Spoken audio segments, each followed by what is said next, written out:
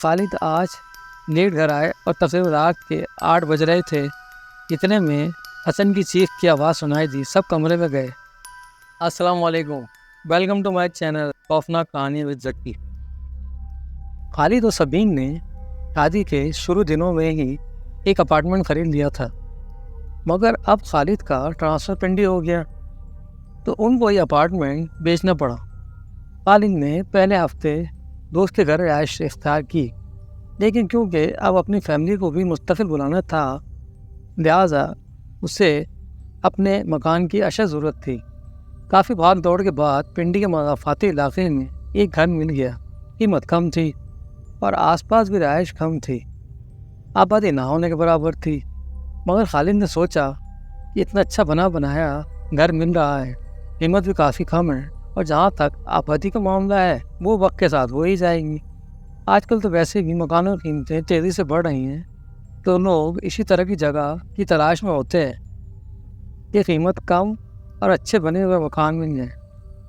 خیر خالد نے وہ مکان خرید لیا۔ اب سبین اور بچے بھی آ گئے۔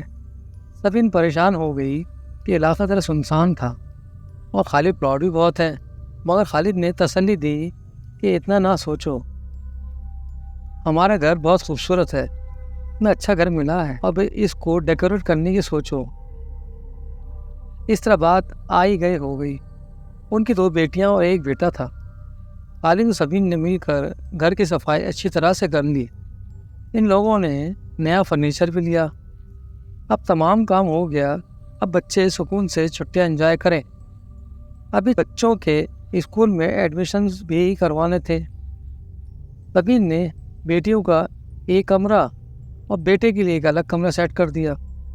صبح جب سلیم آفس چلے گئے تو سبین نے سوچا گیٹ پر کھڑے ہو جاتی ہوں اور اس طرح آتے آتے کوئی ماسی نظر آ جائے تو اس سے کسی کام والی ماسی کا پتہ چل سکتا ہے۔ اب گھر کے کام وہ اکیلے تو کر نہیں سکتی۔ کافی دیر کھڑے رہنے کے بعد اس کو ایک ماسی جاتی نظر آئی تو اس نے آواز دے کر ماسی کو بلایا اور کچھ دیر اس سے بات چیت کر کے اصل مسئلہ بیان کیا۔ تم کہاں کام کرتی ہو، کتنے پیسے لیتی ہو؟ ماسی نے غور سے سبین کو دیکھا اور کہا، آپ اس گھر میں رہنے کے لیے آئی ہیں؟ ہاں، کیوں، کیا بات ہے؟ نہیں، بس ایسے ہی پوچھ لیا تھا۔ ماسی کوئی عجیب طریقے سے بات کر رہی تھی۔ میں تو باجی بہت مصروف ہوں، کل تک ایک کام کرنے والی عورت کو آپ کے پاس لا دوں گی، اس کو کام کی بہت ضرورت ہے، غریب ہے بیچاری۔ اچھا ٹھیک ہے، کل صبح 9 بجے تک اس عورت کو لے آنا، میں اسے رکھ لوں گی، مجھے اس وقت شدید ضرورت ہے۔ ماسی چلی گئی، لیکن سبین کو لگا کہ وہ تھوڑا ہچکچا رہی تھی کہ اس کے گھر میں کام کرے۔ خالد شام کو گھر واپس آیا تو اس نے کھانا کھایا۔ سبین نے دن والی ماسی کی بات کی۔ خالد ہنسا اور بولا، خیر ہے، اگر وہ ماسی کام نہیں کر رہی تو دوسری رکھ لو۔ پھر یوں ہی کچھ دیر باتیں کرنے کے بعد سب لوگ سونے چلے گئے۔ رات کے کوئی 3 بجے ہوں گے کہ اچانک زوردار آواز آئی، جیسے کسی نے زور زور سے دروازہ بند کیا ہو۔ آواز اوپر چھت پر سے آ رہی تھی، جہاں ایک کمرہ بنا ہوا تھا جس پر ایک تالا لگا ہوا تھا، اور اوپر ایک اسٹور تھا جس کو خالد نے مزدوروں کی مدد سے صاف کروا لیا تھا اور کچھ سامان اس میں رکھ دیا تھا۔ خالد، آپ اوپر جا کے دیکھیے کون ہے۔ ارے ہوا سے دروازہ بند ہو گیا ہوگا، یہ سب پریشان ہونے کی کیا بات ہے، خالد نے کہا۔ صبح خالد آفس چلے گئے۔ بچے بھی سو رہے تھے کہ وہ 10 بجے تک اٹھتے تھے۔ چھٹیاں جو تھیں، گیٹ پر کوئی تھا اور مسلسل بیل بجا رہا تھا۔ سبین نے جا کر دیکھا تو ماسی تھی، وہ بوڑھی عورت تھی۔ سبین کہنے لگی، ارے تم کیسے کام کرو گی، ہمارا کام تو بہت زیادہ ہے، تم کافی بوڑھی اور کمزور ہو۔ عورت نے سبین کو غور سے دیکھا اور کہا، بیوی، آپ کو کام سے مطلب ہے، میرے بوڑھے ہونے سے آپ پریشان نہ ہو۔ ارے میں تو اس وجہ سے کہہ رہی تھی کہ آپ تھک جاؤ گی، میں بہت کام کر لوں گی بیوی، آپ بے فکر ہو جائیں۔ اور یوں وہ بوڑھی عورت اندر آ گئی اور اس نے جلدی تمام برتن دھو کر صفائی شروع کر دی۔ سبین نے اپنے شوہر کو فون کر کے ہفتے بھر کا سامان منگوا لیا تھا، جس میں گوشت اور سبزی شامل تھی۔ خالد نے ایک لڑکے کو جو آفس میں چائے وغیرہ بناتا تھا اسے مارکیٹ سے سامان خرید کر گھر لے آنے کا کہا، اور اس طرح وہ سامان لے کر گھر آ گیا۔ سبین نے اس سے سامان لے کر رکھ لیا۔ اب وہ سامان لے کر لان میں آئی اور سبزی کاٹنے لگی۔ ماسی کام کر کے جانے والی تھی۔ سبین نے ماسی سے کہا کہ جاتے ہوئے گیٹ بند کر جانا۔ وہ خود کام میں لگ گئی۔ کچن میں آئی تو گوشت بہت تھوڑا سا باقی رہ گیا تھا اور باقی بکھرا ہوا تھا۔ اس کو فکر ہوئی کہ کیا وہ ماسی گوشت لے گئی ہے، مگر اس کے ہاتھ میں تو کچھ نہ تھا۔ 5 کلو گوشت میں اب صرف ہڈیاں ہی بچی تھیں۔ سبین نے وہ گوشت پھینک دیا اور کچھ سبزی بنا لی۔ شام کو جب خالد گھر آیا تو سبین نے پورا واقعہ سنایا۔ وہ ہنس دیا اور بولا، چلو ماسی نے پہلے دن تمہیں چولہا لگا دیا، سارا گوشت گھر لے گیا اور تمہیں پتہ بھی نہ چلا۔ سبین نے اس بات کو آگے نہیں بڑھایا۔ کھانے کے بعد سب سو گئے۔ صبح وہی روٹین تھی۔ بوڑھی عورت آئی اور سیدھا کچن میں گئی۔ سبین اور بچے ناشتہ کر چکے تھے۔ سبین نے سوچا کہ آج ذرا الماری کی صفائی کر لوں۔ اس نے جب الماری کھولی تو دیکھا زیور غائب تھا۔ وہ خوف سے تھر تھر کانپ رہی تھی کہ خالد سے اسے ڈانٹ پڑے گی کہ تم گھر کا خیال نہیں رکھ سکتی، کبھی گوشت غائب ہو جاتا ہے، کبھی زیور۔ خالد کے آنے کے بعد سبین نے اسے کچھ نہ بتایا۔ سب نے کھانا کھایا، ٹی وی دیکھا اور پھر سب لوگ اپنے کمروں میں چلے گئے۔ سبین سے نیند بہت دور تھی کیونکہ اسے اپنے لاکھوں روپے کے زیور کی فکر تھی۔ رات کا پچھلے پہر تھا کہ زور زور سے ڈھولک کی آواز آئی، جیسے کسی گھر میں شادی ہو رہی۔ چھت سے لوگوں کے چلنے پھرنے کی بھی بہت آوازیں آنے لگیں۔ خالد جلدی اٹھو اور اوپر جا کر دیکھو کہ کیا شور ہو رہا ہے، مجھے تو بہت ڈر لگ رہا ہے۔ خالد نے اٹھ کر سبین کی طرف دیکھا اور پھر گھڑی دیکھی۔ رات کے 4:30 بج رہے تھے۔ ارے یار، مجھے سونے تو کل میٹنگ ہے۔ تمہیں وہم ہو گیا ہے، مجھے کوئی آوازیں نہیں آ رہی، بچے بھی سب سو رہے ہیں، تم بھی سو جاؤ اور فالتو باتیں مت کرو، خواہ خیر کے وہم پال رکھے ہیں۔ لگتا ہے تم آج کل زیادہ ہی حساس ہو گئی ہو۔ یہ کہہ کر خالد سو گیا اور پھر سبین بھی آیت الکرسی کا ورد کر کے سو گئی۔ صبح سبین نے سوچا کہ وہ اپنی خالہ کو ان حالات کے بارے میں بتائے۔ وہ نمازی پرہیزگار اور وظائف وغیرہ جانتی تھیں اور کافی لوگوں کی انہوں نے مدد بھی کی تھی۔ سبین نے خالد سے کہا کہ خالہ بیگم کو میں گھر بلا لیتی ہوں۔ خالد نے بھی کوئی اعتراض نہ کیا اور سبین نے کہا، میں سارا دن گھر میں اکیلی ہوتی ہوں۔ سبین نے ان کے لیے حسن کے کمرے میں رہنے کا انتظام کر دیا۔ اس طرح رات کھانا کھا کر سب باتیں کرتے رہے، پھر سونے چلے گئے۔ رات کا 1 بجے کا وقت ہوا ہوگا کہ سبین کو یوں لگا کہ کسی نے اسے بیڈ سے اٹھا کر ہوا میں معلق کر دیا ہے۔ وہ اس وقت نیند کے غلبے میں تھی کہ اچانک اس کو کسی نے نیچے پٹک دیا۔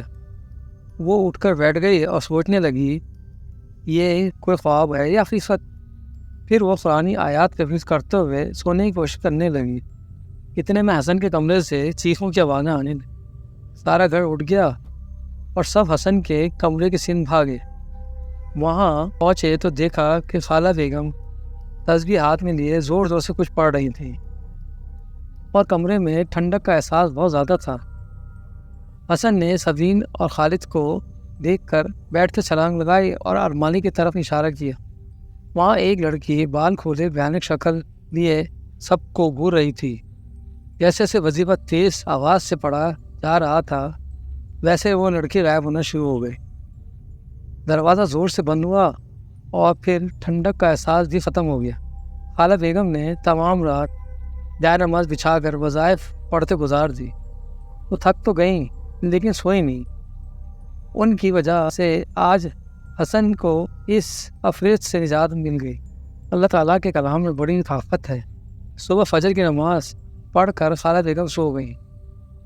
سبین نے اپنے شوہر کو کہا کہ اب یہ گھر فوراً بھیج دیں، وہ یہاں نہیں رہ سکتی، معصوم بچوں کا ساتھ اس حادثے سے زیادہ گھر میں رہنا محال ہے۔ خالد نے کہا کہ جلدی یہ سب کچھ نہیں ہو سکے گا، تم فکر نہ کرو، میں کوشش کر رہا ہوں، کسی طرح ہم یہ گھر چھوڑ دیں گے، مگر ہمیں تو یہاں صرف 20 دن ہوئے ہیں اور یہ آفت آ گئی، کون اتنی جلدی ہم سے یہ گھر خریدے گا؟ سبین نے سب کو ناشتہ دیا اور ماسی کا انتظار کرنے لگی۔ آج وہ تھوڑی دیر سے آئی اور فوراً کچن میں گھس گئی۔ جب وہ کام سے فارغ ہوئی تو حسن کے کمرے کی صفائی رہ گئی۔ سبین نے کہا کہ اس کمرے کی صفائی کیوں نہیں کی تم نے؟ تو وہ بڑھیا بولی، وہاں کوئی عورت سو رہی ہے، میں وہاں نہیں جاؤں گی۔ اس نے کہا تمہیں اس سے کیا، تم وہاں جا کر صفائی کرو اور پھر چلی جاؤ۔ بڑی مشکلوں سے وہ حسن کے کمرے کی صفائی کرنے لگی۔ اتنے میں خالہ بیگم اٹھ گئیں اور اس عورت کو دیکھ کر خاموشی سے باتھ روم گئیں اور وضو کر کے باہر آئیں تو وہ عورت کمرے سے جا چکی تھی۔ انہوں نے سبین سے کہا پہلی فرصت میں اس عورت کو کام سے ہٹا دو۔ ابھی وہ کہہ رہی تھی کہ وہ عورت بولی مجھے 1 ہفتے کی چھٹی چاہیے، مجھے گاؤں جانا ہے۔ اور سبین کو مڑ کر دیکھتے ہوئے جلدی سے گیٹ کھول کر باہر نکل گئی، جیسے کوئی چوری پکڑ گئی ہو۔ خالہ بیگم نے سبین کو ہر وقت باوضو رہنے کو کہا اور دونوں بچوں کو پر بھی پانی کا دم کر کے چھڑکا اور ان دم والا پانی پلایا بھی۔ حسن سو رہا تھا اس لیے وہ پانی نہیں پی سکا۔ اب سبین کام کرتے وقت بھی باوضو رہتی، ہر وقت آیت الکرسی کا ورد زبان پر جاری رہتا۔ بچے الگ خوفزدہ تھیں۔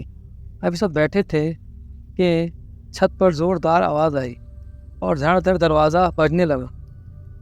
خالہ بیگم نے پھر شروع کر دی، خیر فوری آوازیں بند ہو گئی۔ سب نے شام کی چائے لان میں پی اور وہ سب خالد کا انتظار کر رہے تھے کہ وہ آئے تو اسے بتایا جائے کہ کس طرح کام والی عورت بھاگی اور پھر چھت پر آواز آنا شروع ہو گئی۔ مگر خالد آج لیٹ گھر آئے اور تقریباً رات کے 8 بج رہے تھے۔ اتنے میں حسن کی چیخ کی آواز سنائی دی۔ سب کمرے میں گئے مگر وہاں کچھ نہ تھا۔ وہ بہت سا خوف زدہ لگ رہا۔ حسن نے کہا کہ وہ خود بھول گیا تھا۔ پھر خالد نے اسے گود میں اٹھایا اور لاؤن میں آ گئے اور آ کر اس کو لٹا دیا۔ تھوڑی دیر بعد وہ کوئی نارمل ہوا تو سب نے کھانا کھایا، باتیں کرتے ہوئے کافی دیر ہو گئی۔ سب نے کمرے میں چلنے کا مگر خالد ٹی وی لاؤنج میں بیٹھ کر ٹی وی دیکھتا رہا۔ یوں دیکھتے دیکھتے اس کی آنکھ لگ گئی۔ اس نے خواب میں دیکھا کہ ایک عورت حسن کو اٹھا کر اپنے ساتھ سنسان جگہ لے جا رہی ہے۔ اس نے سفید لباس پہنا ہوا ہے اور بہت ہی بھیانک شکل کی ہے۔ اب حسن کی رونے کی آواز آئی تو عورت اس کو مارنے کی کوشش کرنے لگی۔ اچانک خالد سوتے سے اٹھ گیا، پسینے سے شرابور ہو گیا تھا۔ اس نے اپنے اوپر آیت الکرسی پڑھ کر دم کیا اور بچوں کے کمرے کی طرف گیا۔ سب سو رہے تھے۔ خالد نے اپنے کمرے کا رخ کیا۔ اس وقت رات کے 2 بج رہے تھے۔ وہ دوبارہ سو گیا۔ اچانک سوتے میں اس کو سبین کی چیخوں کی آواز آئی مگر وہ وہم سمجھا، مگر بار بار آواز آنے پر وہ اٹھ بیٹھا۔ آواز ڈائننگ روم کی طرف سے آ رہی تھی۔ ایک عورت سفید لباس پہنے حسن کو آواز دے کر بلا رہی تھی اور سبین کو دیکھ کر ہرا رہی تھی۔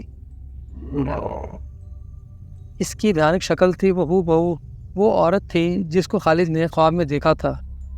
سبین ڈر کے مارے اپنی جگہ سے ہل ہی نہیں رہی تھی۔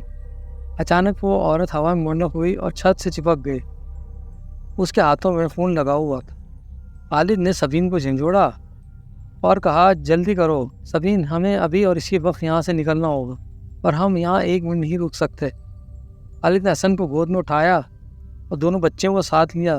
سبین بھاگتی ہوئی خالہ بیگم کے پاس گئی اور انہیں باہر آنے کو کہا۔